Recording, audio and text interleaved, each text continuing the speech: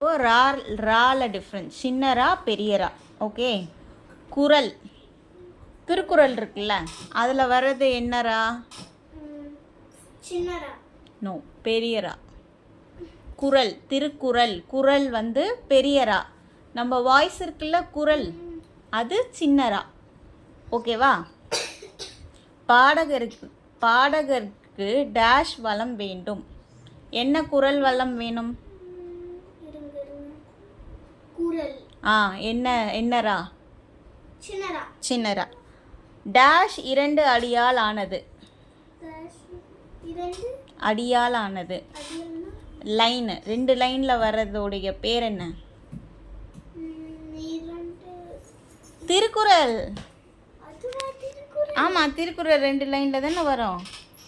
சரி, 3 லைன்லாம் நீ எழுதுறது. நீ எழுதுறது 3 லைனு. திருக்குறள் 2 அடி தான். சரியா? இங்கே பாரு, இறை. இறைனா இங்கே பாரு, அதுதான். பறவைகள் டேஷை தின்னும். இறை. எந்த ரை? சின்னரை உணவு. பெரிய ரை வந்து பக்தி, சாமி கும்பிட்றோம்ல. மனிதனுக்கு இறை உணர்வு அவசியம். ஓகேவா? ஒன்றில் பாதி.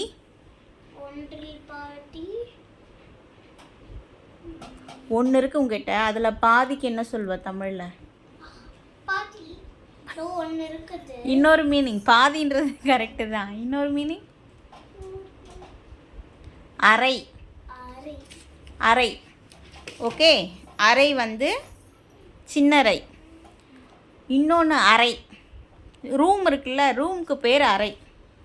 அடுப்பங்கரை, அந்த மாதிரி அறை. சரியா?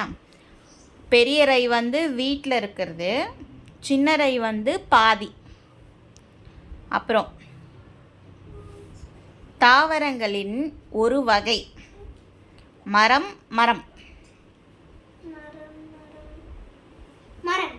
என்னரா? சின்னரா. வீரர்களிடம் இருப்பது.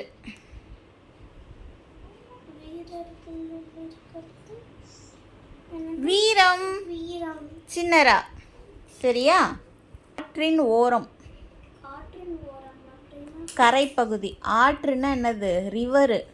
ரிவரோடைய எண்டு பிளேஸை வந்து கரைன்னு சொல்லுவோம். கரைப்பகுதி, எண்டு. ரிவர் ஓரம், கரையோரம் அப்படி கரை. என்னரை? சின்னரை. ஆடையில் படுவது. நம்ம ட்ரெஸ்ஸில் அழுக்கு பட்டுச்சா அது என்ன சொல்லுவோம்? கரை. அந்த பாய் சொல்லுவானே, கரை நல்லது அட்வர்டைஸ்மெண்ட்டில். ஓகேவா? அது பெரியரை. பந்தயத்தில் ஓடுவது குதிரை. குதிரைக்கு இன்னொரு பேர் என்னது? பரி. ஓகேவா? பரி.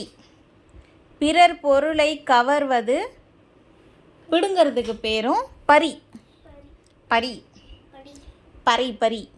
இப்போ பூ பறிக்கிறோம்ல, பூ பறிக்கிறது என்னது? அந்த பொருளை எடுக்கிறது இல்லை, அடுத்தவங்க கிட்ட இருக்கிற பொருளை எடுக்கிறது பரி. பெரியரி.